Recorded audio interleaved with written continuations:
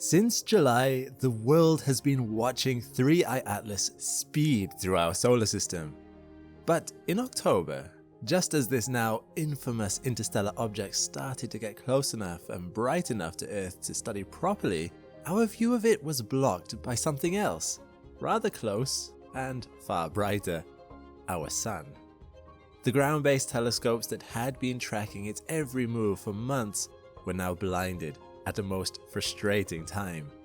We'd just begun to study its strange molecular ratios, saw it change color twice, and even spotted a strange and unusual sunward tail that some suggested might be evidence of artificial propulsion.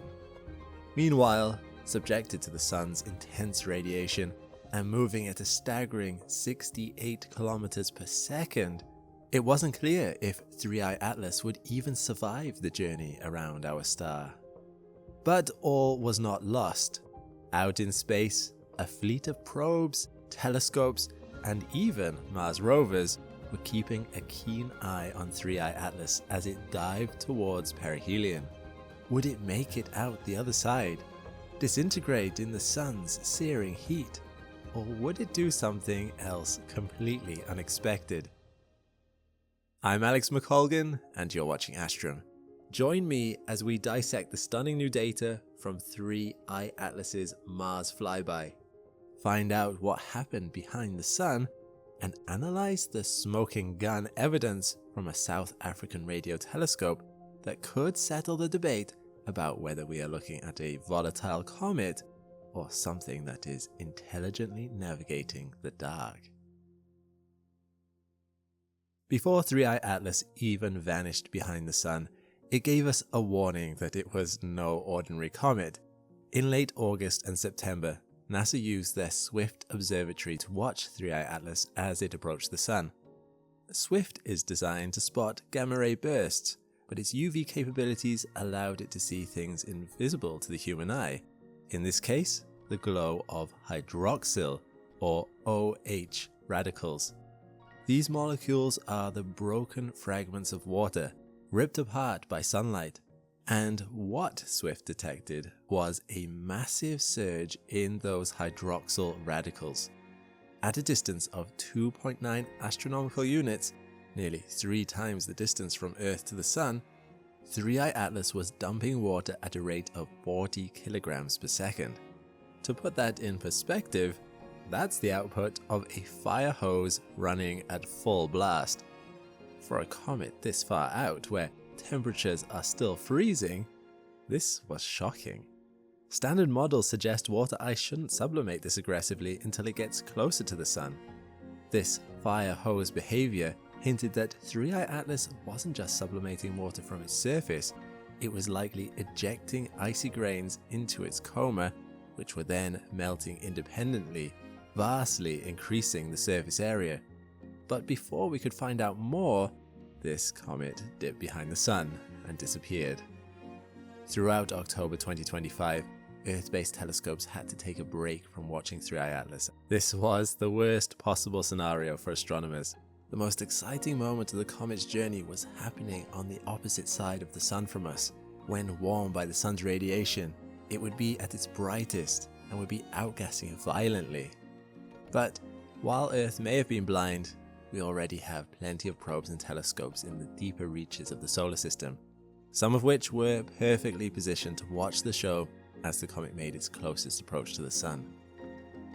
A new study led by Qicheng Chang from the Lowell Observatory in Arizona and Carl Battams from the US Naval Research Laboratory aggregated data from 3 specific spacecraft: Stereo A, SOHO, and the newly launched GOES-19 satellite. These 3 spacecraft used chronographs to block out the sun's disk, creating an artificial eclipse.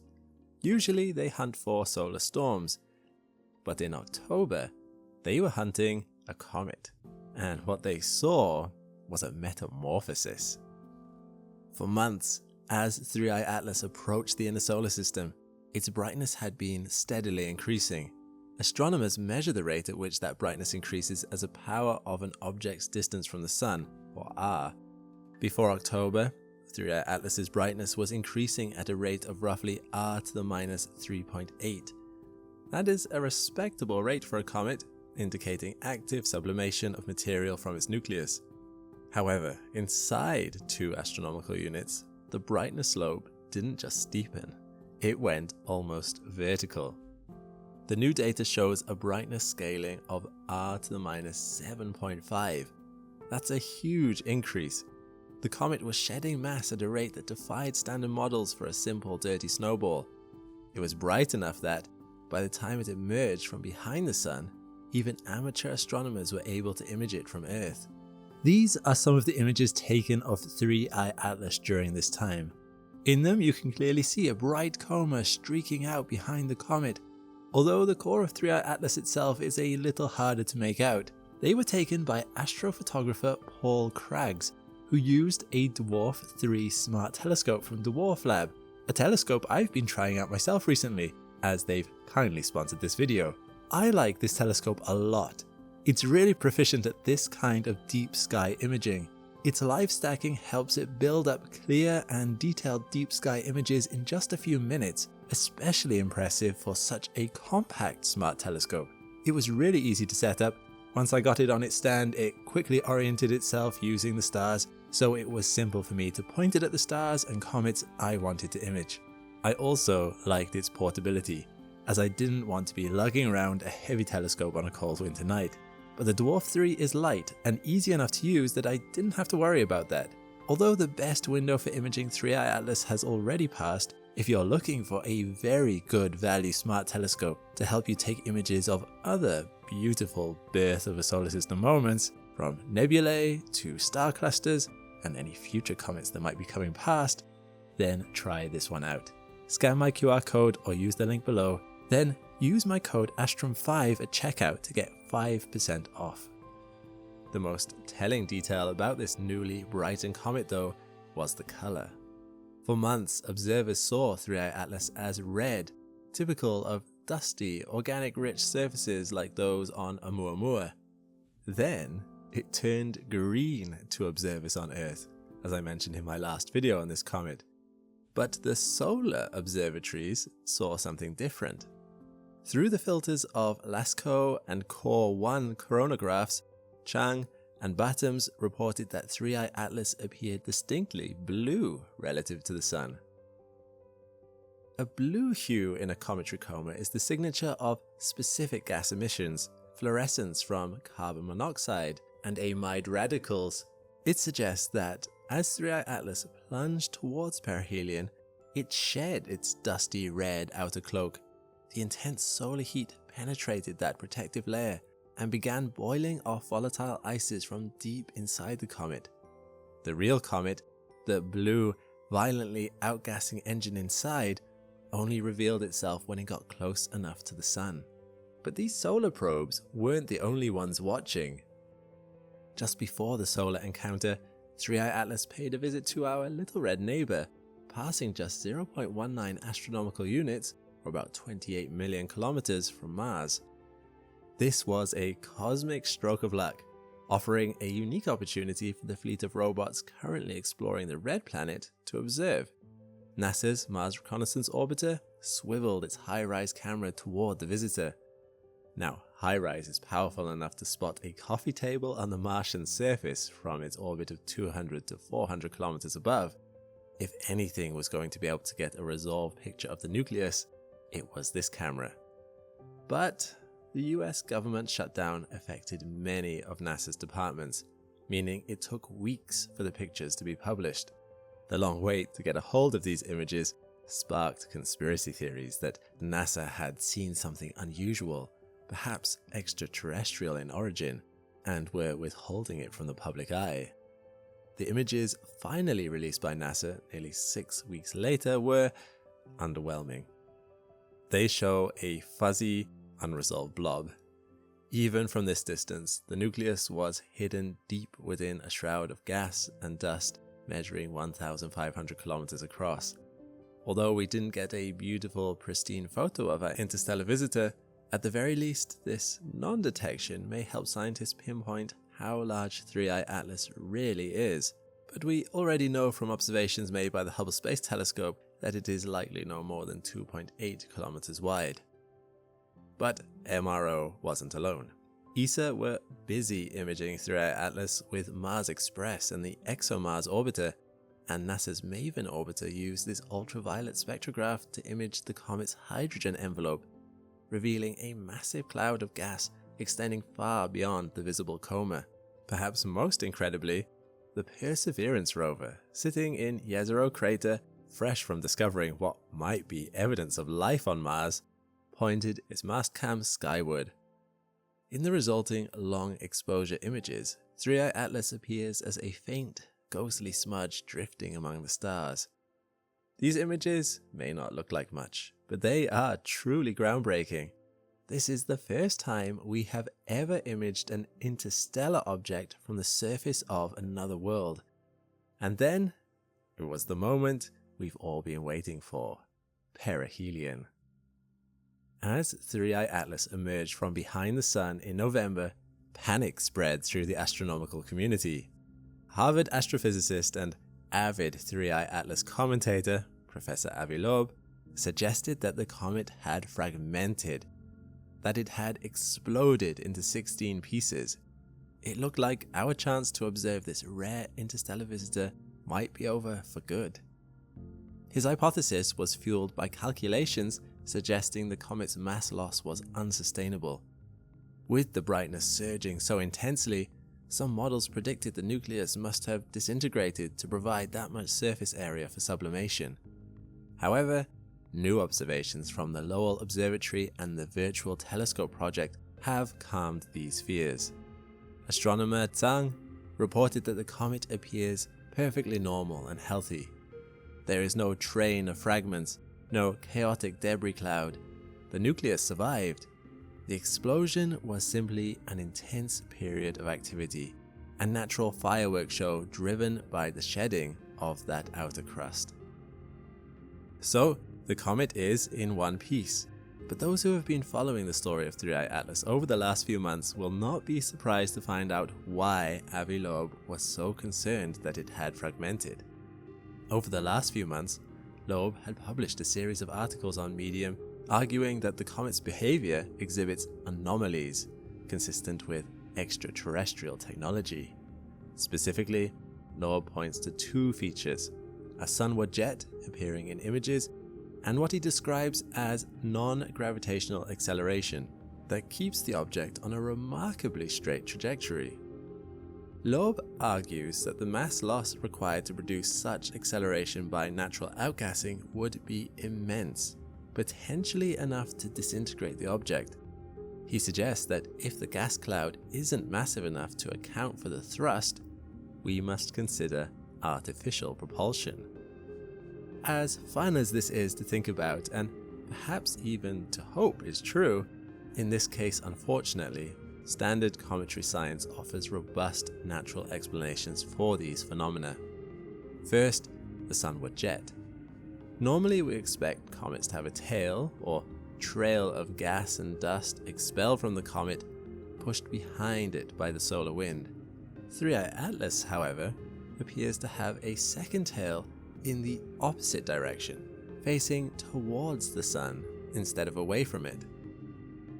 Images from the 2-meter twin telescope in Spain's Canary Islands, taken on the 2nd of August but first released in October, show this jet close up. This image, a composite of 159 exposures lasting 50 seconds each, shows 3i Atlas as a big black dot in the center of a white glow.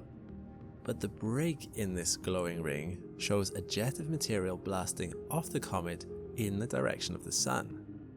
Now, while this might look like a thruster firing against the direction of motion, this sunward jet is a reasonably common feature in comets.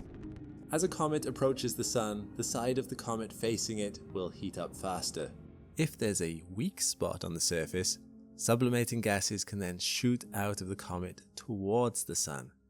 The solar wind pushes this material back, creating a fan or spiral structure that, from Earth's perspective, can look like a forward-facing spike. So this is not an unusual thing to see. In fact, similar features were observed on Comet Halley, Neowise, and Comet 67P. Second, let's address the non-gravitational acceleration. This is the rocket effect caused by outgassing and is a standard feature of all active comets. A new dynamical study by Goldie Ahuja and Shashikaran Ganesh modeled 3I Atlas's trajectory over the last 100 years. They found that its acceleration was entirely consistent with the fire hose, water loss, and the massive CO2 release we've observed. The comet is losing mass rapidly, just as Loeb calculated it would need to, but the survival of the nucleus suggests it is dense and structurally sound, not that it is artificial. Furthermore, the straight line trajectory Loeb mentions is largely a matter of perspective and reference frames.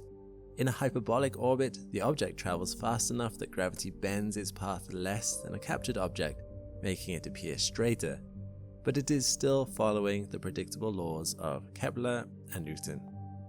While Loeb's hypothesis serves a valuable purpose by pushing us to question our assumptions, the current weight of evidence, the chemical identification of cyanides, water, and that massive carbon dioxide load strongly supports the theory that 3I Atlas is a natural object.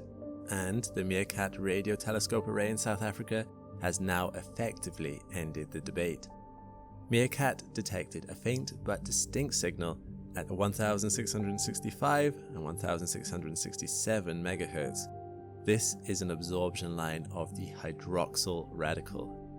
We mentioned hydroxyl earlier with the Swift telescope, but this new radio detection is crucial. Radio waves can penetrate the thickest dust clouds, giving us a direct look at the gas density. The detection confirms the presence of water, and lots of it. This is the first time we've detected radio emissions from an interstellar object. It confirms that 3I Atlas is chemically similar to the comets in our own solar system. It is a wet, icy body venting water vapor as it heats up. If it were a dry, rocky spaceship or a defunct probe, this signal simply wouldn't exist. This effectively seals the deal. 3I Atlas is made of water and carbon, the building blocks of nature, not some exotic extraterrestrial alloy. So much for the alien spaceship theory. This object is undeniably a comet, but that doesn't mean it's not surprising us in other ways. One of the biggest assumptions we make about interstellar objects like 3I Atlas is that they are pristine. We imagine them as perfectly preserved time capsules, unchanged since the birth of their parent star systems. But a new paper by Romain Maggiolo from the Royal Belgian Institute for Space Aeronomy and his colleagues challenges this idea entirely. In fact, it suggests that we have been looking at interstellar objects all wrong. 3I Atlas, they argue, is not pristine, it is cooked. The evidence comes from the chemistry revealed by observations from the James Webb Space Telescope and the Sphere-X mission, which detected an extreme abundance of carbon dioxide. In typical solar system comets, water is the primary driver of activity. You usually see a lot of water and a little bit of CO2. The ratio of CO2 to water in a normal comet is about 0.12. In 3I Atlas, that ratio is 7.6. Think about that. This comet has nearly 60 times more carbon dioxide relative to water than we expect. It is practically a dry ice bomb. Where did this excess come from? Maggiolo proposes a fascinating mechanism: galactic cosmic rays. For the billions of years that 3I Atlas drifted between the stars, it was constantly bombarded by high-energy particles from supernovae and active galactic nuclei. These particles slam into the comet's surface, penetrating meters deep into the ice. When they hit, they break chemical bonds. The model suggests that over billions of years, this radiation converts simple carbon monoxide and water ice into carbon dioxide and complex organic solids. It effectively creates a processed crust, a layer of radiation burned chemical slag that extends about 15 to 20 meters deep. Because 3i Atlas is so small, and because it is eroding fast, what we are seeing right now isn't the deep primordial interior of the comet. We are seeing this cooked crust sublimating away. 3i Atlas has, in effect, caught the mother of all tans, and now it's peeling. This finding implies that any object that has spent eons in the void will look like this.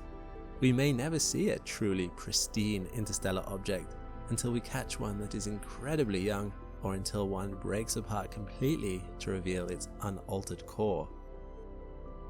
3i Atlas might have more CO2 than other comets, but that's not all it's been hiding. Josep Trigo Rodriguez and his colleagues compared the light spectrum of 3i Atlas to meteorites found on Earth. What they discovered was staggering.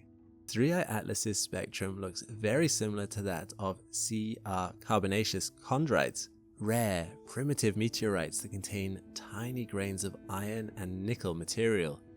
So, 3i Atlas might well be carrying those metals too. In fact, reports from the UVES spectrograph at the VLT in Chile spotted nickel and iron in its coma back in September, with their data showing the comet to have a high nickel to iron ratio. This was unexpected. It's unlike any comet seen in our solar system before. Even 2i Borisov, another interstellar visitor we spotted in 2019. The VLT team noted that the nickel to iron ratio reduced as 3i Atlas approached the Sun, suggesting that Comet 3i could soon become indistinguishable from solar system comets in this respect. Why would it be important to find metals inside 3i Atlas? Well, when water ice melts inside the comet's porous crust, perhaps heated by the sun or by internal pressure, it comes into contact with these metal grains. In the presence of metal catalysts, water and carbon compounds can undergo what are called Fischer-Tropsch reactions. These are exothermic reactions. They release heat. This creates a feedback loop. The heat melts more ice, which reacts with more metal, releasing more heat. This in turn builds up pockets of intense pressure under the crust until the surface ruptures, and a jet of gas and dust explodes outwards. This cryovolcanism could explain the surge in brightness, the jets, and the massive release of material. It also explains why the comet is rich in nickel and iron gas. So, where does 3i Atlas go from here? As of November 2025, the comet is emerging from the solar glare. It has survived its perihelion, though the intense mass loss has likely altered its surface forever. It is now outbound, racing away from the Sun and back toward the interstellar dark. But there's more to be had from this comet. As we publish this video, 3i Atlas will have just passed as close to Earth as it will ever get. And on the 16th of March 2026, the comet will pass about 0.35 astronomical units from the gas giant Jupiter. Models suggest this will be a remarkably close approach, passing inside Jupiter's Hill sphere, or the region where the planet's gravity dominates over the Sun. While it won't be captured, it's moving way too fast, Jupiter's gravity will tweak the trajectory of 3i Atlas one last time before it leaves the solar system. Crucially, this flyby offers a potential observation window for the Juno spacecraft, which is currently orbiting Jupiter. If Juno is still operational by then, we might get one final close-up look of this interstellar traveler from the perspective of the outer solar system. The story of 3i Atlas is far from over, but it has already taught us more in a few months than we learned in decades of theory about what's outside our solar system. It has revealed that the space between stars is not just an empty void, but a cosmic radiation oven that physically transforms the objects drifting through it. It has shown us that even small, fuzzy blobs can contain complex chemical engines capable of driving jets and surviving the inferno of the Sun. And while it may not be an alien spaceship, a rock that has traveled for billions of years, carrying the scars of its journey across the galaxy to tell us its story, is, in its own way, just as miraculous. Have you ever wanted to ask us a question? Our favourite section of the newsletter is dedicated entirely to questions and answers. Just sign up down below and reply to one of our editions with anything you've been wondering about. It can be about space, science, or even how we make our videos.